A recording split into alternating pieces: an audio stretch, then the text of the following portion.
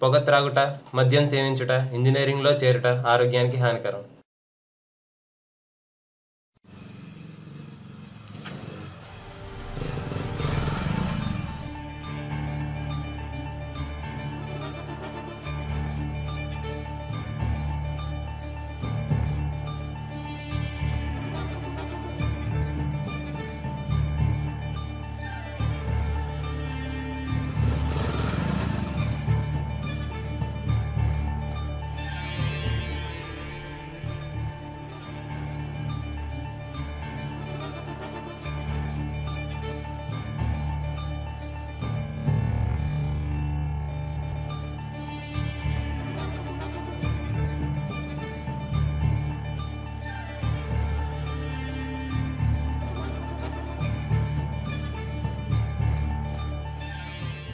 గౌతమ్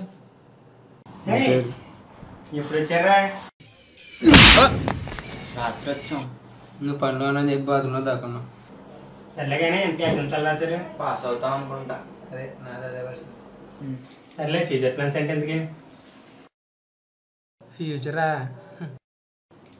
ఏదో ఖాళీ కొనుక్కోండి, ఏదో చదవాలి కదా. ఇంటర్ అయిన తర్వాత బీటెక్ చేయడమే. ఎరా అంత ఈజీ ఏంట్రా బీటెక్? మరి గట్టిగా ఏం చాప్టర్లు ఉంటాయి. ఒక్కో దాంట్లో ఒక క్వశ్చన్ ఇస్తాడు, 2 క్వశ్చన్లు రాసాం అనుకో పాస్ అయిపోతాం.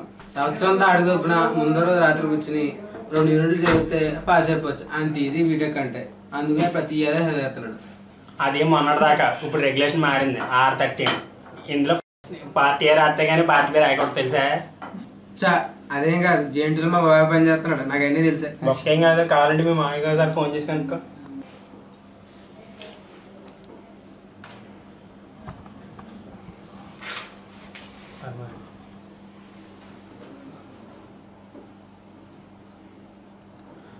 హలో బాబాయ్, నేను బీటెక్ ఈజీ కదా.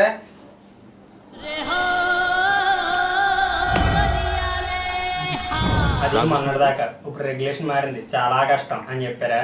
అబ్బా నీకు అనుభవం తెలుసా బీటెక్ గురించి? అసలు జేఎన్టీయూకి ఎస్టాబ్లిష్ చేసింది 1946లో. మొత్తం ఎఫిలియేటెడ్ కాలేజ్ 287. అందులో ఈసీఈ చదివే స్టూడెంట్ 68,880. అందులో అబ్బాయిలు 30,170 అండ్ అమ్మాయిలు 38,140. ఈఎస్సీలో టోటల్ స్ట్రెంత్ వచ్చేసి 44,400. అందులో అబ్బాయిలు 30,100, అమ్మాయిలు 14,500. మొత్తం మెకానికల్లో స్ట్రెంత్ వచ్చి 28,890. అందులో అబ్బాయిలు 8,800, అమ్మాయిలు 20,000. మిగతా బ్రాంచెస్ అన్నీ చూసుకుంటే మొత్తం స్ట్రెంత్ వచ్చి 22,390.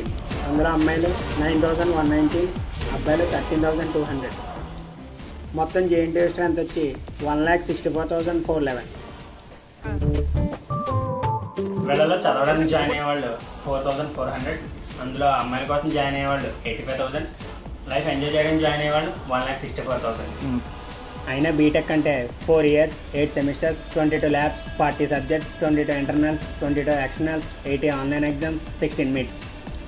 ప్రతి సెమిస్టర్ ఎగ్జామ్ ఫీజు వల్ల వచ్చే ఆదాయం 12,57,27,600. అందులో రీవాల్యుయేషన్ వల్ల వచ్చే ఆదాయం 16,87,27,541. ఇప్పుడు సప్లీలకు వచ్చే ఆదాయం 18,08,27,421. స్టూడెంట్లు క్లాసులు మానేసి బంక్ కొట్టి సినిమాలకు వెళ్ళడం వల్ల వచ్చే ఆదాయం 11 కోట్లు. ఒక జూనియర్కి భయం, కాలేజీలో తిరుగుతూ ఉంటే సీనియర్ పిలిచి ఎక్కడ ర్యాగింగ్ చేస్తాడా అని. ఒక సీనియర్కి భయం, జూనియర్ని ర్యాగింగ్ చేస్తుంటే హెచ్ఓడికి ఎక్కడ కంప్లైంట్ ఇస్తాడా అని. ఒక కప్పులకి భయం, సినిమా హాల్లో ఉండగా ఎవడు చూస్తాడా అని. ఒక యావరేజ్ స్టూడెంట్కి భయం, మిడ్లో మార్కులు తక్కువ వస్తే సెమ్ పాస్ అవ్వడం ఎక్కడ కష్టం అవుతుందా అని. ఒక బ్రైటర్కి భయం, తను కాకుండా ఎవరు టాప్ వచ్చేస్తారా అని. ఒక డల్లర్కి భయం, ఎక్కడ ల్యాబ్లో ఆపేస్తారా అని. ఒక బంక్ కొట్టే విద్యార్థికి భయం, ఎక్కడ తనకి అటెండెన్స్ షార్టేజ్ వస్తుందా అని. ఎక్స్టర్నల్ ల్యాబ్లో ప్రతి స్టూడెంట్కి భయం, వైవాలు పిచ్చి పిచ్చి ప్రశ్నలు వేస్తారేమో అని. బీటెక్ చదవడం అనేది సముద్రంలో ప్రయాణిస్తున్న షిప్ లాంటిదిరా. అది ఒడ్డును కూర్చొని చూసిన వాడు షిప్ ఎక్కి సముద్రంలోకి వెళ్తే తెలుస్తుంది అలలు దాటి. చాలా ఇంకేమైనా చెప్పాలా? ఒక్క ముక్క అన్నందుకు ఇప్పటిదాకా అదే దొబ్బేసాడు.